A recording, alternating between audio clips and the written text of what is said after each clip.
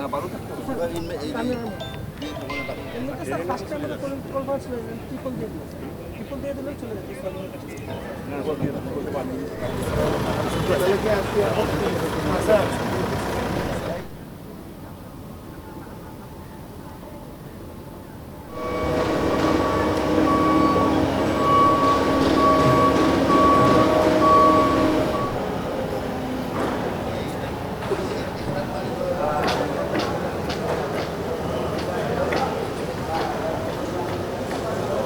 যিনি ঈদগাহ মাঠের নামাজ আদায় করবেন, ইমামতি করবেন, উনি এখানে উপস্থিত আছেন।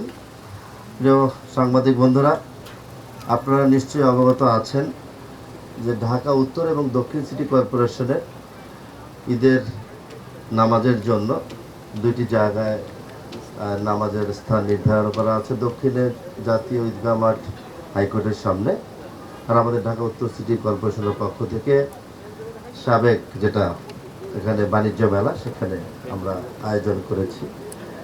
তা আশা করছি যে ঈদগাহ নামাজের জন্য আমাদের ঢাকা উত্তর সিটি কর্পোরেশনের যাতে স্বাচ্ছন্দ্যে ভালোভাবে এখানে সবাই নামাজ আদায় করতে পারে, এজন্য আমরা বিভিন্নভাবে ক্যাম্পেইনও করেছি। আমরা মাইকিংয়ের ব্যবস্থা করব যাতে করে আমাদের উত্তর সিটি কর্পোরেশনের প্রতিটি নাগরিক তার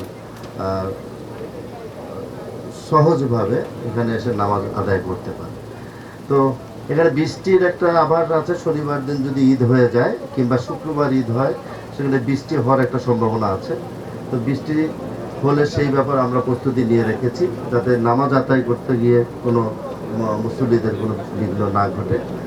আর মহিলাদের জন্য আমরা পাশে 500 থেকে 600 মহিলা বোনেরা যাতে নামাজ আদায় করতে পারে সেই ব্যবস্থা আমরা করেছি, এবং তাদের অজুর ব্যবস্থাও আছে। এবং যারা পুরুষ তাদের জন্য আমরা আপনারা দেখতে পেয়েছেন, এখনও কমপ্লিট হয়নি, ওখানে আছে। আশা করছি আজকে রাত্রের মধ্যে কমপ্লিট হয়ে যাবে, একসাথে 50-60 জন উজু করতে পারবে। তো সকল ব্যবস্থা আমরা মোটামুটিভাবে করে রেখেছি। বাকিগুলো ইনশাল্লাহ আজকের মধ্যে সব শেষ হয়ে যাবে বলে আমি মনে করছি।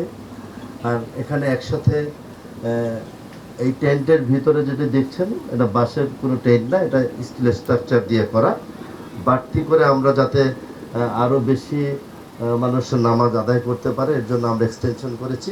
সব মিলে এখানে 10,000 একসাথে নামাজ আদায় করতে পারবে। তারপরেও যদি আমাদের এক্সট্রা ব্যবস্থা আছে, যদি আরও জামাত আদায়ের জন্য আরও মুসল্লিরা উপস্থিত থাকে, পিছনে খোলা জায়গা আছে, সেখানে আমাদের সকল কার্পেট কিংবা ত্রিপল রেডি থাকবে।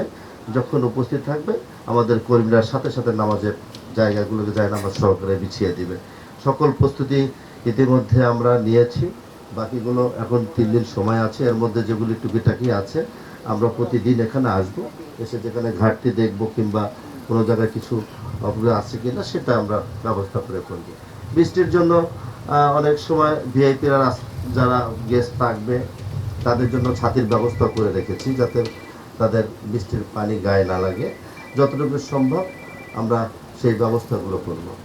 আমরা চাই প্রতিটি সদস্য ঈদের নামাজ আদায় করে তার পরিবারের সাথে অন্ততপক্ষে সময়টা কাটায়। এই চিন্তা থেকে আমরা এইবার এই উদ্যোগ নিয়েছি। নিরাপত্তা বিষয়টা নিয়ে ইতিমধ্যে আমাদের আইন শৃঙ্খলা রক্ষাকারী বাহিনী তাদের সাথে মিটিং করেছি, তাদের সাথে কথা হয়েছে। একদম যতটুকু সম্ভব সর্বোচ্চ নিরাপত্তার ব্যবস্থা এখানে থাকবে।